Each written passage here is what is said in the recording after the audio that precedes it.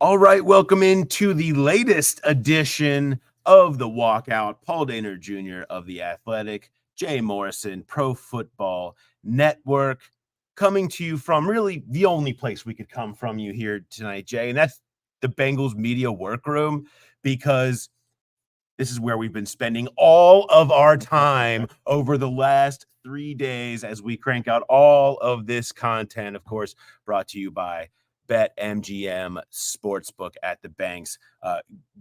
Great to have you here. We are going to crank through a little bit of what happened, some of our key takeaways here for you, and get out, because you know what awaits us, Jay? Best drink of the year. Yeah, top shelf double today is what I'm going with. Yes. All right, let's start here.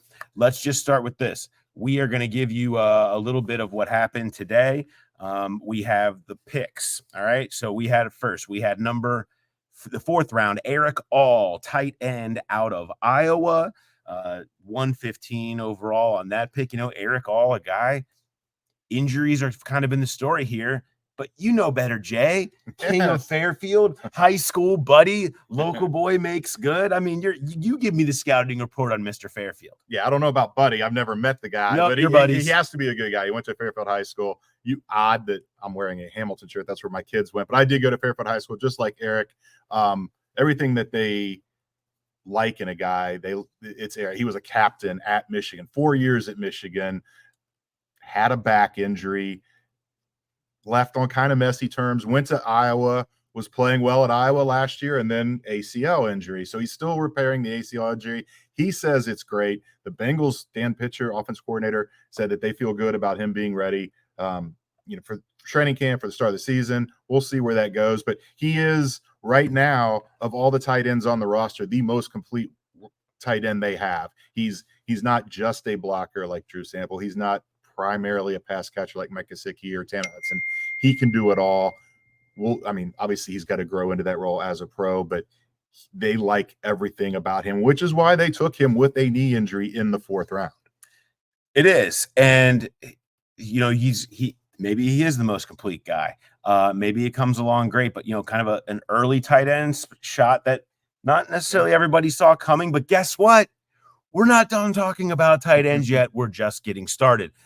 We've got the fifth round pick, Josh Newton, cornerback out of TCU, who delivered an absolutely amazing conference call with us. But also, he's a guy who's a ball hawk, who has a lot of the things that you see in Lou Anarumo's system, right? He can be zone heavy, awareness, can sniff stuff out, when he keeps it in front of them, something that they really liked about him. So they addressed the corner need, which was kind of the wild card throughout this whole draft, and it shows up in round 5. More on that position in a minute. Then we get into all those 6th-round picks. 6A, Tanner McLaughlin, tight end out of Arizona. Jay, one of those picks where they sat and they said, how's he still here, right? Exactly. And for him, they viewed him as a much higher prospect than he actually was. In fact, Daniel Jeremiah had him as his number 68 overall player in this draft. And you look at Dane Brugler had him a round higher than he went. So they viewed him as a much better player than he was. And so they go and they end up double dipping at tight end to really do a standard Bengals move, right? The double approach when they have a spot open, take 2 shots at it. Yeah. And another guy that he's blocked a lot.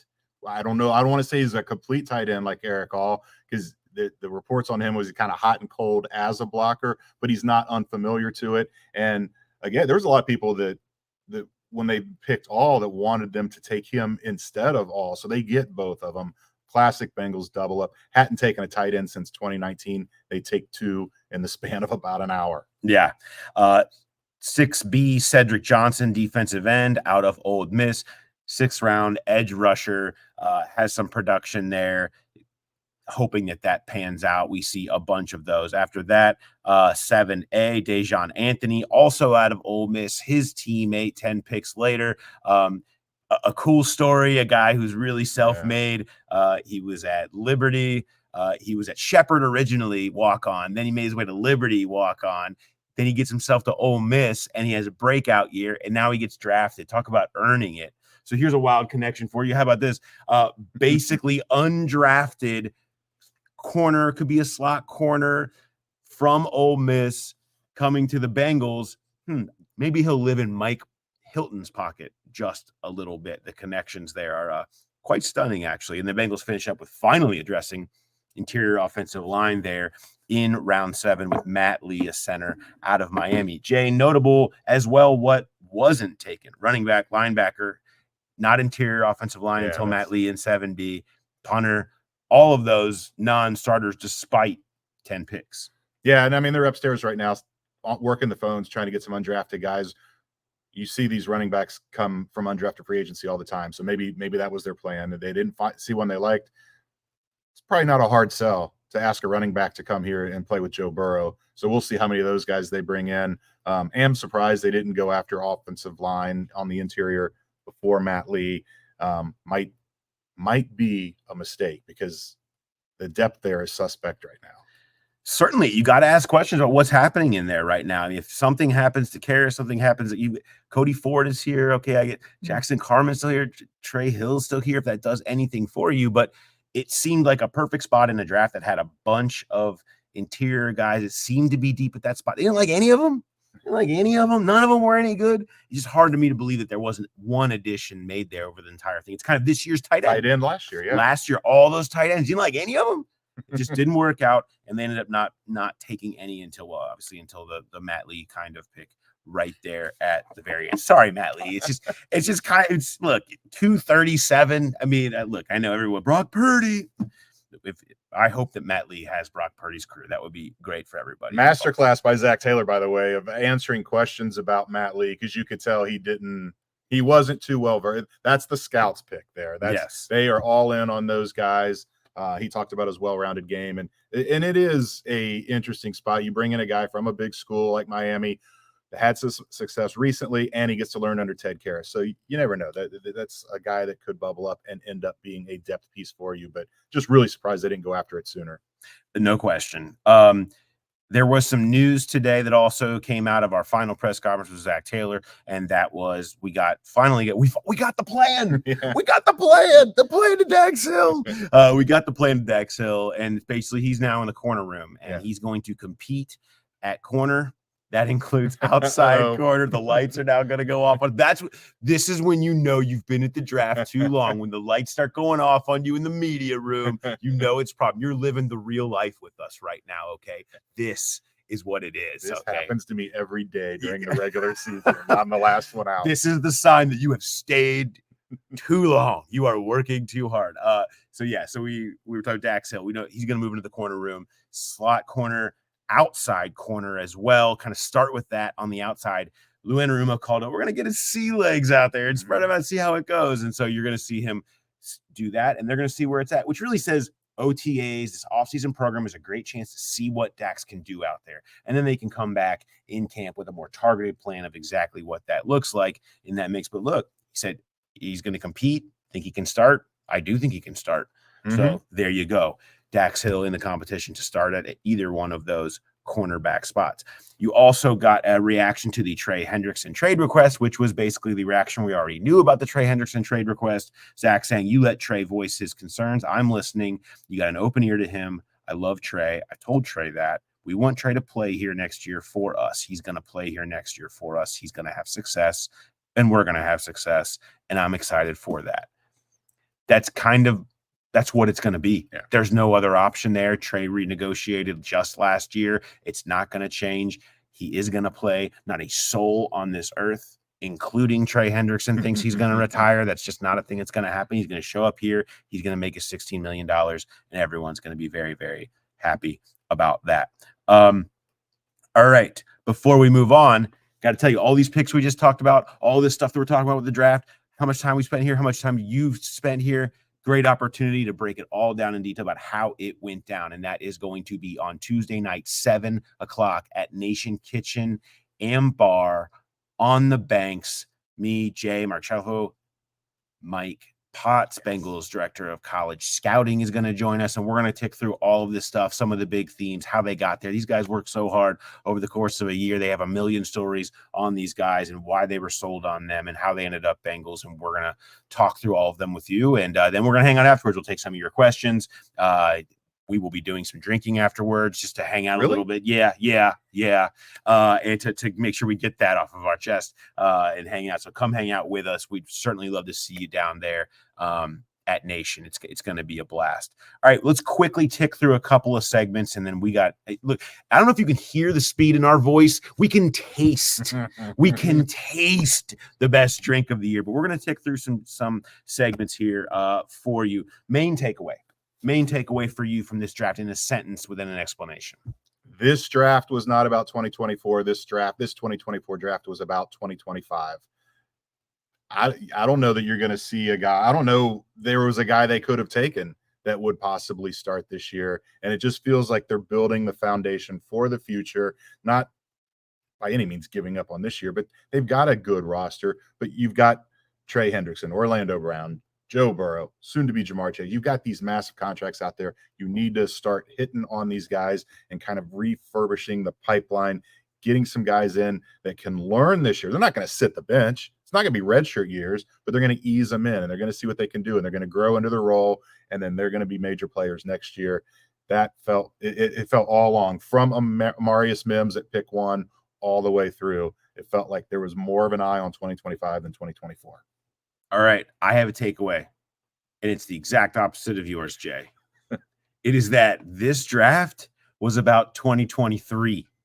This draft was about the things. You talk, I'll go fix the light. This draft, it's too depressing when the lights go off on us in here. This draft was about the 2023 season. This was about a 2023 season where they got beat up in the AFC North. They got pushed around, losing their first 5 games. It was the reason the season went sideways in the trenches. And that was run defense. That was offensive line, all of it. They weren't big enough. They weren't strong enough to compete in this division consistently. It's not the way it played out. So how do they fix that? The freakiest human that's ever walked through those doors came through in the first round. Chris Jenkins, who's over here doing crazy Turkish lift things for Michigan to come help stop the run and work for you in the middle. McKinley Jackson came in and showed us a picture of himself when he was like 12 and he looked like a giant grizzly bear with small children or something. I mean, just huge. He was the size he basically is now. I mean, huge people, powerful people to change the way they look on the interior. And that was an emphasis, that was a focus, and they did it. The other side of that was they were not an explosive team offensively last year. Mm-hmm. The whole offseason has been focused on this. Free agency has been about that. Mike Gesicki was about that. Trading out Joe Mixon for Chase Brown and Zach Moss was about that. Runs that can get longer by one missed tackle, a check down that can get longer by one missed tackle, being able to actually, throw to a tight end down the field or up the seam. And now Jermaine Burton, who brings you true explosiveness with what he did at Alabama and at Georgia. And that's his game, inside, outside versatility to be able to move Jamar Chase around a little bit more and target him more down the field. I'll bring all of that together. Even the tight ends, maybe a more complete tight end if they can find something like that. All of that is about finding explosiveness again in this offense and starting to rework it. And that includes, I'll throw Justin Riscotti in there, bringing him in to help augment the passing game and new ideas from Dan Pitcher. And all of that it really kind of boils down to, they just can't be a dull 12-play, 75-yard drive team over and over and over again. It's time to find those 2021 explosives again. And that means having people that can help them execute it. And I think they've done that, and they did that again in this draft. All right, couple more quick segments. I can just taste it, Jay. I'm having a hard time going through our little rundown here. Do you have a favorite pick? Yeah, I'm going to say it's Jermaine Burton. It was a gamble. It was a risk, but the upside there, I mean, we talked about the potential home run swing that Amarius Mims is. Jermaine Burton's right there with it. He's a first-round pick if there's no red flags on the character issue. They vetted him. They talked to him. They talked to people that know him. They've done a great job of bringing character in. You have to trust them at this point that they they felt good about him and what he's going to be as a pro. And the potential there is just incredible. And going back to your point about, the physicality and the explosive, he brings both. Zach brought it up. A lot of really fast receivers in this draft. They didn't want all of them. Jermaine Burton's a guy that you're not going to get free releases in this division.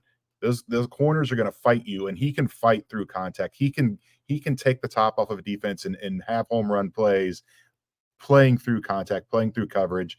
I think the potential there is so high, and he's the antithesis of what I said about everything's about 2025. He can have a major role this year, maybe even starting on day one. Yeah, if you were going down this list of 10 guys, I mean, it's not close who's the most likely one to be starting on opening day. Mm-hmm. It's Jermaine Burton. I mean, him showing up and being what they think he could be is the best thing they have going for 2024. And maybe it could be Mims, where there's other things, depending if Trent Brown can stay healthy, but more than likely, I mean, the one that's the spot open that he can go and seize and help really augment them immediately is Burton. For me, it's Chris Jenkins. I've loved this pick since the very beginning. I think he is everything you could want.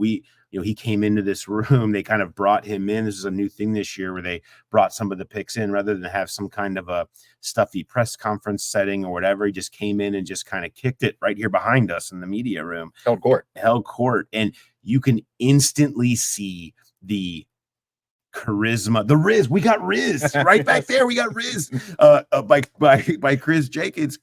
You can see why people gravitate to him. You can see why he's such a leader at Michigan and so well regarded as just the squeaky cleanest person that you could draft. And then you throw in what he did as an elite run stopper there and making big plays, his power that he has, all the athletic traits, Bruce Feldman freak list stuff. I mean, all of that stuff adds up to get him there at 49 when they were having that sweat wondering what was going to happen. Yeah. I just think that is going to end up being, it's my favorite pick. It's a spot that they had to have it.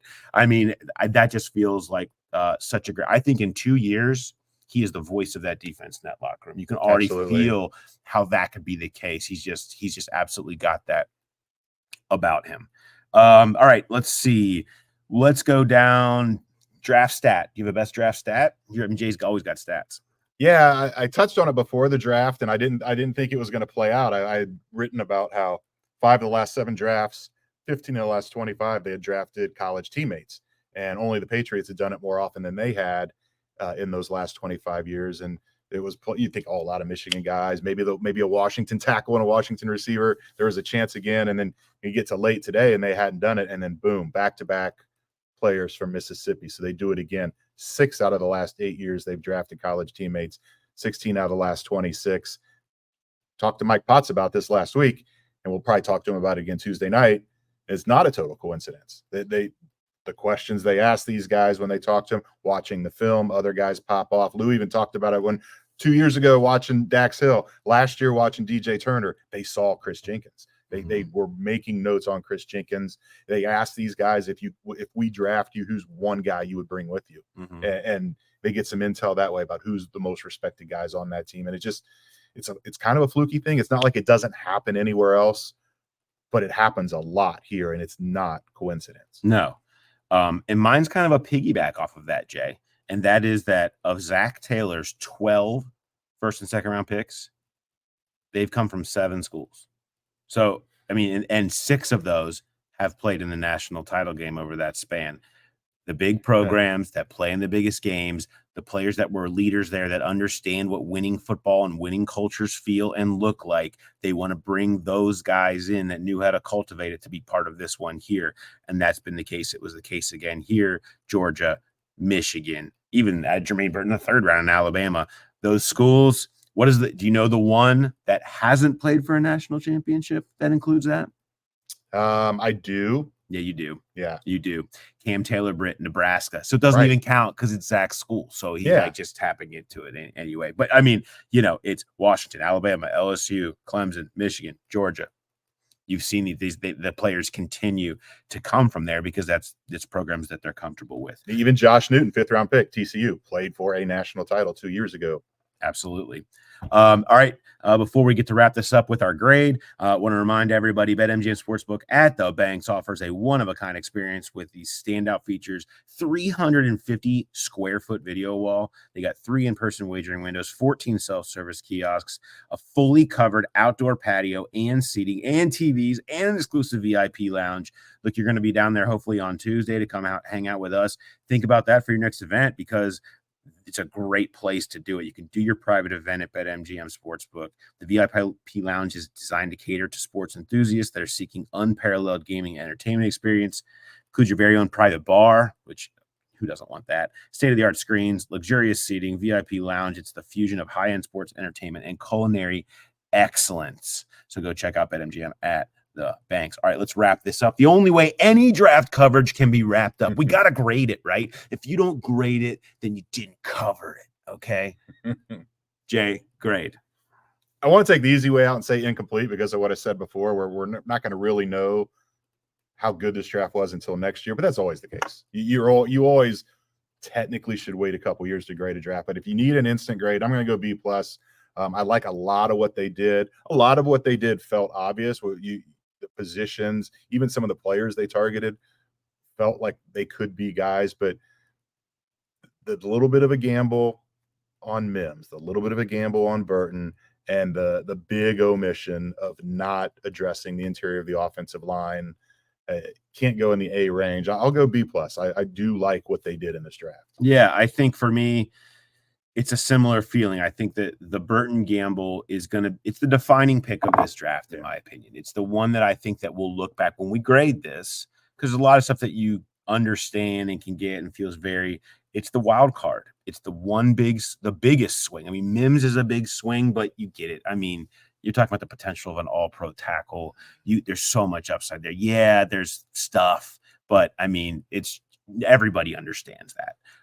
The Burton one is the just totally up and down, because Roman Wilson was there, Jalen McMillan were there, more solid prospects that can give you a lot of great play on the interior. You don't need a incredible superstar when you're playing next to Jamar Chase or inside T. Higgins or whatever. Those guys can give you some great play at that spot in the draft and be your next slot guy, and be something that's a little more dependable that you knew was coming. We don't know if Burton's going to give you what you want. You don't know what this is going to end up looking like because of the background stuff that exists there. And so I think that's the one that we end up looking back at, and we'll say A or C or D or whatever will be swung in a lot of ways by that Burton swing. So for me, I give it a B. I don't understand not having an interior offensive lineman at some point there early in day 2 tight ends, the corner, all of that. I just think when you have the importance of that position, the lack of really comfortable depth there, just none of them, nobody. So that one, I thought there'd be a running back, but I thought there'd be a linebacker, but the interior offensive line is the one that I look at and say you probably would have preferred to see something different happen there. But hey, we'll see how all of this pans out. All right, that'll wrap us up. It is time for us to go do the best drink of the year.